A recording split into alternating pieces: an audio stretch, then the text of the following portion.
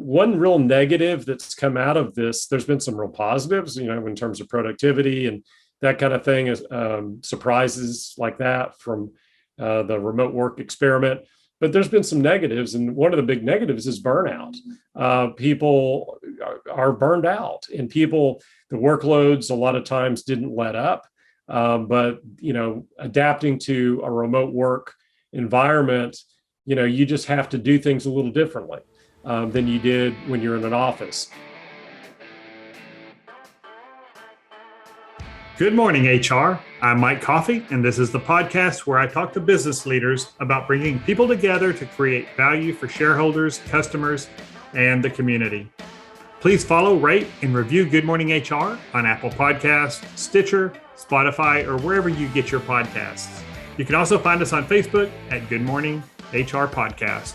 Over the last year, many leaders have been wondering when business will get back to normal. But now the fact that a large portion of the population have yet to get vaccinated and the resurgence of COVID-19 through the Delta variant have many leaders wondering what's next and what their workplaces will look like next month and in the year to come.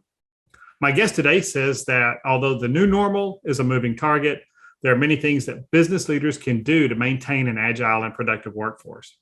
Steve Peglar is Senior Vice President of the Whitney Smith Company and is an HR consultant based in Austin with more than 25 years of strategic and tactical human resources experience in all sorts of industries, both public and private. He's also my social media doppelganger. Facebook often suggests his name when I go to tag myself in a photo. You're just a really handsome fella, Steve. Welcome to Good Morning HR. Glad to be here. Glad to be here. Let's start with your own pandemic workplace experience. What changed for you personally, professionally, since March of last year? Well, Mike, a lot has changed for me. I actually relocated from Fort Worth to Austin in the middle of a pandemic. I'm living proof that remote work can work and can work very effectively. So the story behind that is that my wife landed her dream job down here in Austin, right in the middle of the pandemic. And of course, I have got to tag along. So we up and moved last summer. And my firm had obviously we'd all been working remotely since it all started last March, and had been very, very effectively managing the whole process. We'd been very productive individually. Actually, I really think we were more productive working remotely than we had been in the office team environment before, in a lot of ways.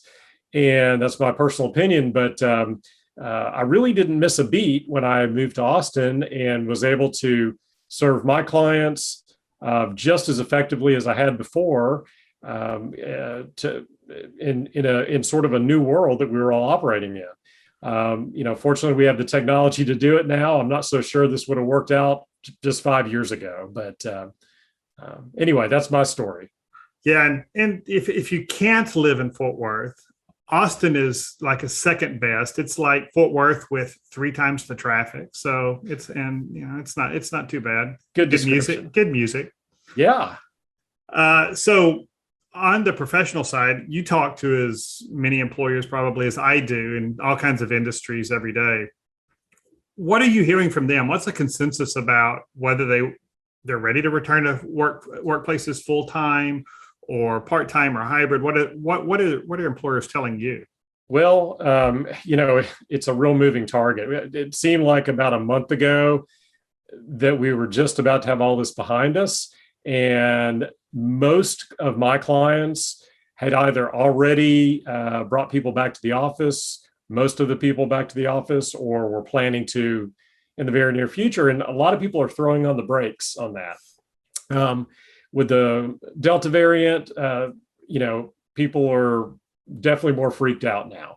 And so we're seeing we're getting a lot of questions about changing plans and how to implement a rapid change in plans and return to work. So, and then of course we have the the vaccine controversies and that kind of thing. And it is absolutely not settling down. It's getting, unfortunately, in a lot of ways, more complicated than ever. And it's been complicated for a while, as you know, going back to March of 2020. Yeah. Not only do we have Delta variant, we've also got some sort of surge with RSV out there. And that's a whole nother illness that we don't have a vaccine for that seems to be affecting a lot of people. And we're not even in flu season yet. And so when kids go back to school and all of that, it's going to be an interesting few months.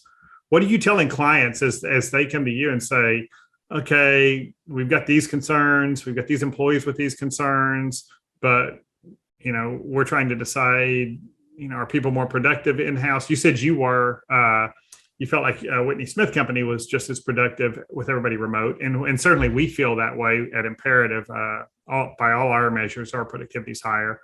But what are you telling clients and as they begin to try to figure that out?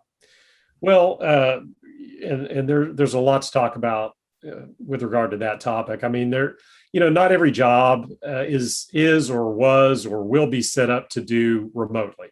If you're manufacturing a product, chances are you're not going to be able to do that at home versus having to be in a facility to do that. So we've always known that's always been an issue. But there have been, they've identified probably 60% of all jobs can be done at least partially remotely, and that was going into the pandemic. And I think we've now seen that it could be more than that. The whole concept of remote work, it is really here to stay. We're even seeing quite a bit of resistance actually among employee groups to going back to the office because the genie's really kind of out of the bottle. We've all sort of proven that this is doable on some level. There's advantages and disadvantages, and we can talk about those.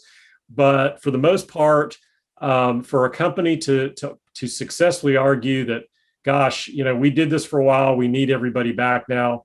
That's just, they can certainly do that. That's a company's right to demand that or to request that. But a big problem is that, again, people know they've seen the other side. And frankly, a lot of people like this new remote option, if there is one. And so what I believe is going to happen and what experts out there are saying based on research and what my clients are showing me is that this is here to stay in some fashion. And it's probably going to be in some sort of hybrid format. Okay, so you're talking to employers of, that's short-term stuff about what they're going to do about COVID and returning to the workplace. I keep saying returning to work. It's not like we weren't all working extra over the last 18 months, but returning to the workplace. But what do you think the future of work is going to be like now that we've figured out that some of these jobs can be done remote, at least some percentage of the time? What do you think the demands of employees, demands of employers, how do you think that's going to shake out to change how we work, at least for white collar jobs? Yeah, again, just the dynamic involving the hybrid environment, which I believe is going to be around for a very long time, probably permanently. The technology that we are using now, it's just going to improve. And the ways, and as I said at the outset, I don't think we could have done this 5 years ago very successfully. So I don't know what that would have looked like, but going forward, the technology that we're able to use to communicate, which is, at the center of organizational health, is good communication internally. It's only going to get better. And I found that just during this past year and a half, my ability to communicate with my team, just using the technology that's available now, is excellent. And that's only going to improve. So further out, looking out long term, I really believe that that's only going to get better. And again, communication is at the core of organizational health. So these open channels of communication that we've got to have in every organization. that's only going to get better, or at least the ability to do that's going to get better.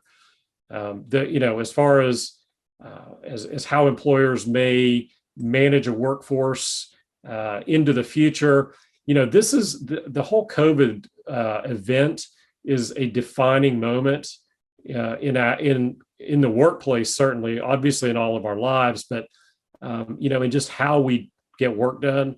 We're not going to go back to thinking the way we thought before.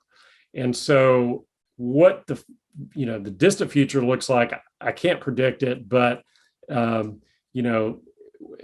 things have changed permanently, and our outlook has changed permanently, whether we like it or not. And so I threw a lot of information at you there, but hopefully that answers your question.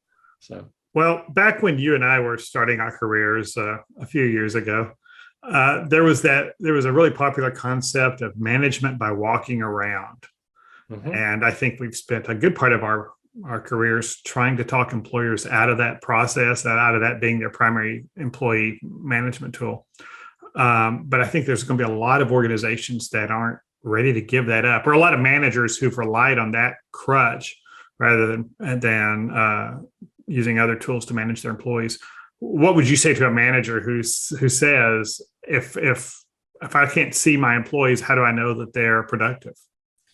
Well, I think that relates directly to the idea of trust. And that's the bottom line to the success of this whole experiment we're in, is trust. And I would argue if you feel you need to see your employees to know if they're working, I get it that it's sort of a newer concept and a newer idea and dynamic, but it's something that it relates directly to trust. And if you don't trust your employees, I would ask why you hired them in the first place.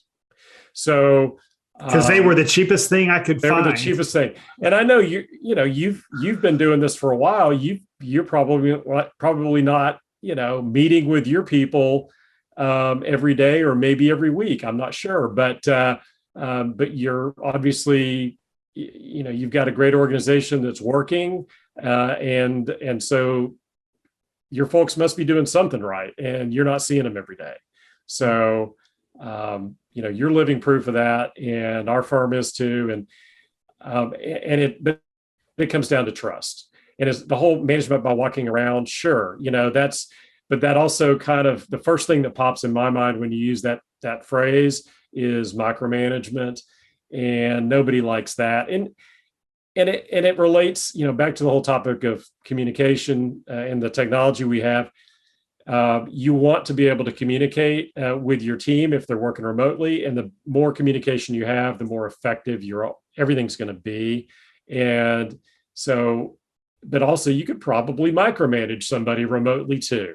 So really, you don't have to be in the same room. Trust your employees. That's what I tell my clients. And it's a balance between what you were talking about before, clear communication, two-way communication on a consistent basis, and trusting your employees when you're not, you don't have them face-to-face in person or on Zoom.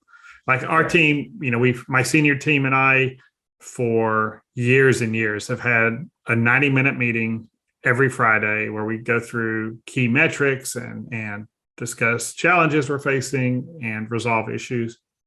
We're doing that via Zoom, and we haven't missed a beat. But I know if they're doing that, and I have a one-to-one with each of them during the week where we can talk about their personal performance or any challenges personally, related to their role that they're facing, and we knock those out. And I think as a leader, that's my role, is to make sure that they're effective and that they've got what they need to do their job.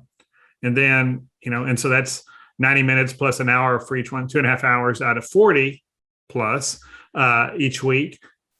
I have to trust them to get everything else done, but I've got great metrics and systems in place. So I know, we've got high accountability, and I know that they're getting things done and they're meeting their commitments. So I think building those systems where you can measure performance and you're on track. Exactly. Yeah. Well, not everybody has that though. You do, but you're probably in the minority, unfortunately. So, but more people that could do that, you'd have more effective organizations. So, yeah. And, and I think also, you may have a different opinion, but, recognizing that during COVID, but also even post-COVID, if we ever get to something like that, things, employees. In fact, I published a blog article for Texas SHRM talking about we need to stop using the term manager and managing employees. You can manage a process, you can manage a piece of code, you can manage things to get a predictable outcome. But when you're talking about people are messy, and you're never going to get you're never going to manage people. You may try to change behavior, you may incentivize, but those outcomes are not predictable. And I think we need to get back to that idea of managers as coaches and facilitators. What do you think about that?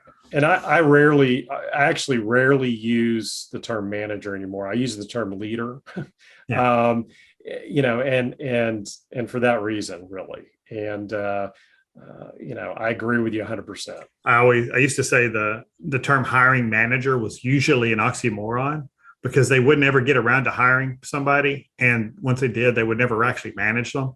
Right. And they were just, it was just, we had the wrong person in the wrong job too often. And I think that's really becoming apparent in this world, where to get, really engaged employees, you've got to be able to have the right people to lead them. Well, and some of the more, cutting edge organizational design structures, I mean, they're flat organizations, and you really don't even have somebody in that old manager role. And I would argue everybody can be a leader or should be a leader in some fashion. But using that term, more I think about it, that may be something that down the road, we don't use that term anymore. So, but we're not there yet. I mean, we're not there yet. You're either an individual contributor or you're a manager in a lot of places. And let's take a quick break.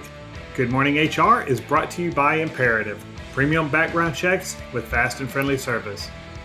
If you're an HRCI or SHRM certified professional, this episode of Good Morning HR has been pre-approved for 1/2 hour of recertification credit. To obtain the recertification information, visit goodmorninghr.com and click on Recert Credits. Then select episode 3 and enter the keyword Peglar, Peglar. Next Thursday, August 26th, I'll be hosting a webinar entitled Strategy, Execution, and the Art of Saying No. This webinar is approved for 1 professional development credit for SHRM certified professionals and 1 hour of business recertification credit for HRCI certified professionals. You can register for this free webinar at imperativeinfo.com. And if you're listening to this program after August 26th, you can still watch the recorded webinar on our website for credit. Again, that's at imperativeinfo.com. And now back to my conversation with Steve Peglar. On the COVID front, I'm sure you're getting them. I'm getting questions. To ensure a safe workplace, should we be mandating that all our employees who are returning to the workplace be vaccinated? What's your take on that? Well, first of all, it is. I'm not an attorney, but the legal experts are saying that you can require that. And I personally would, if I were in the position to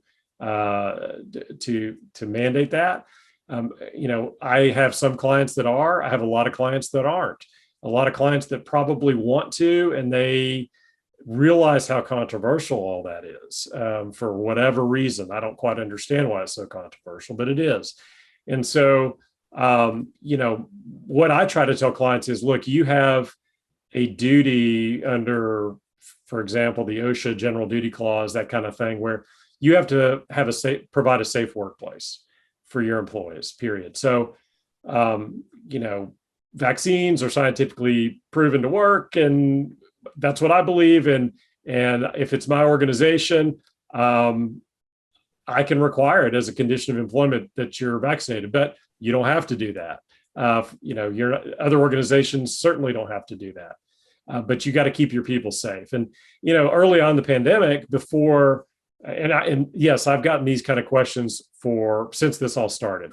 Early on, there was a lot of, it was all about, do you have hand sanitizer at the front desk? Do you have, does everyone wear a mask? Are you social distancing? There was all those other things, all the other protocols before we ever had a vaccine. So they had to do that then. That was the best practice we had at the time. Well, now I would consider the best practice an actual vaccination. And you can require it. Yes, you can. But it's up to you whether or not you do that. And then once you do require it, how are you going to prove it?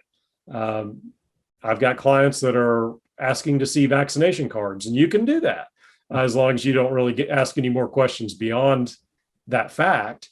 So employers have leeway. It's just there's just a lot of confusion out there about this. So. And just to give everybody a ADA HIPAA type reminder about if you get a copy of somebody's vaccination card, should you just throw that in the employee file?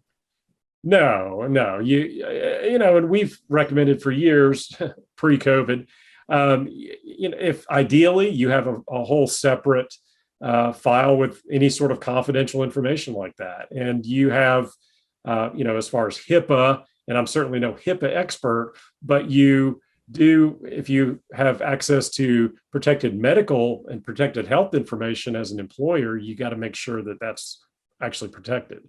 So no, don't throw it. Don't throw it in the personnel file.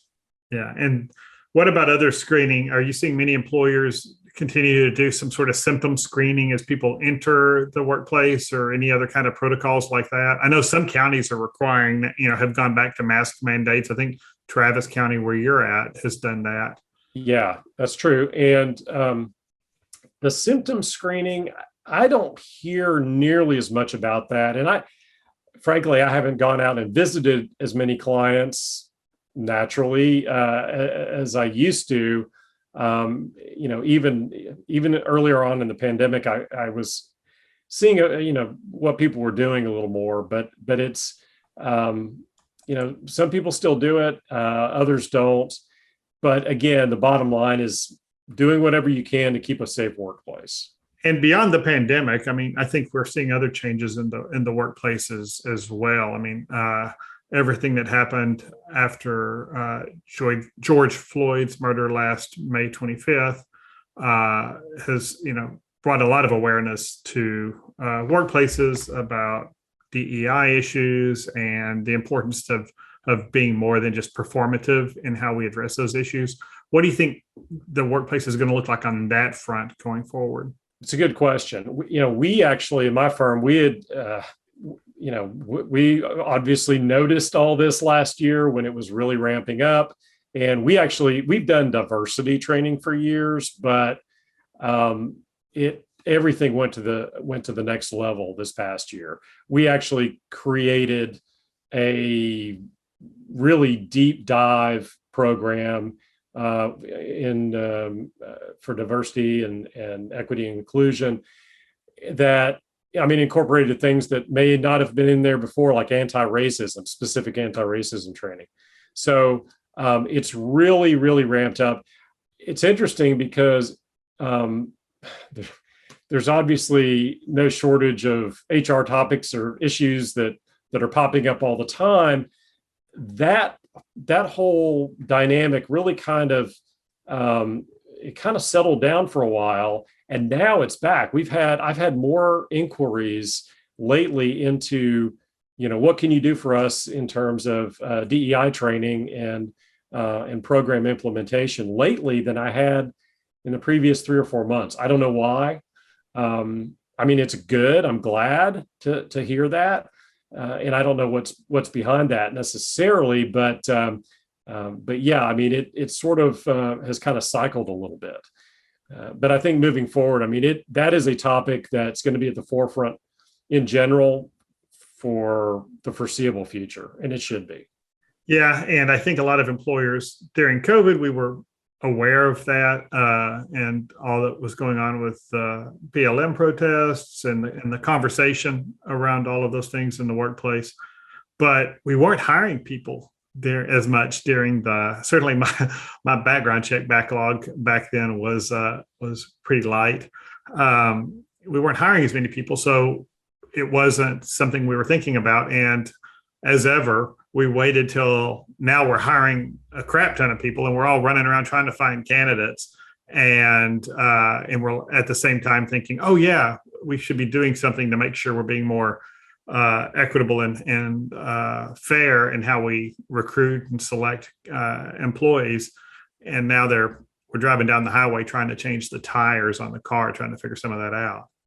Right. Is that what yeah. And so yeah. I'm sure you're seeing most of your employers hiring a lot more than they were a while back. Yeah. I mean, nobody was hiring for a long time. And now it depends on the industry, depends on the organization, but yeah, there's that has really ramped up.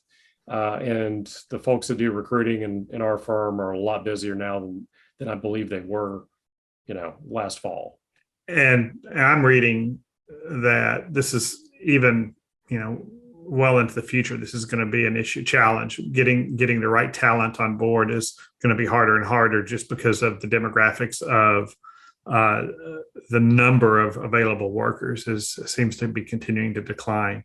Right. And a lot of this really, and you and a lot of people listening to this have probably heard about the anticipated turnover tsunami that's coming out of the post-COVID, whenever post-COVID happens, world. And it's true. It's really happening. And so we're seeing a lot of people, moving on. We're seeing, organizations trying to backfill those roles. And, one real negative that's come out of this, there's been some real positives, in terms of productivity and that kind of thing, is surprises like that from the remote work experiment. But there's been some negatives. And one of the big negatives is burnout. People are burned out, and the workloads a lot of times didn't let up. But, adapting to a remote work environment, you just have to do things a little differently than you did when you're in an office. And it takes a lot of times more energy. It takes a different thought process, a different work style. And as a result, cumulatively, here we are with a lot of people really burned out and looking for something else. You got people dropping out of the workforce. So all the stories you're hearing out there, and probably have heard, I've seen it play out with my clients. So it's true stuff. What is the advice you're giving clients who are experiencing that with, former employees who don't want to return, just have said, I'm not coming back. I think a lot of people have found that they've got maybe they've got a pretty good lifestyle with, especially with a couple living on one income or something. We've got a lot of advantages here. What advice are you giving employers as they're facing those kind of issues? Well, the whole the HR buzzword of engagement and retention. I mean, those buzzwords have been around pre-COVID. I mean, they were really hot a few years ago, and they're hotter than ever. So, what can you do to make sure your best people don't leave? The answer is going to be different for everybody, but you really need to be thinking about that. And how do you retain people? There's a lot of different ways to do that. And it just depends on who your workforce is, what are the demographics of it, what's your industry, what are the jobs that that are within your organization. So there's a lot of different things to think about there, but retention and employee engagement, because people are really getting disengaged and probably have been disengaged for a while. So those aren't good things. And, as far as finding new people to fill roles, I mean, good luck. Good luck. It's not easy, like you said. And I've said for a long time that money is the ticket to entry as an employer. You've got to be able to pay your people fairly. but that's not what keeps somebody on board in your organization or is going to cause them to leave if they're being, adequately compensated. If it's all the other issues, they're leaving. When they leave, they're leaving a manager, or they're leaving a team, or they're leaving for work that they think is more meaningful and fulfilling. But they're just throwing money at this problem, I don't think is gonna give an employer an advantage in the next few years.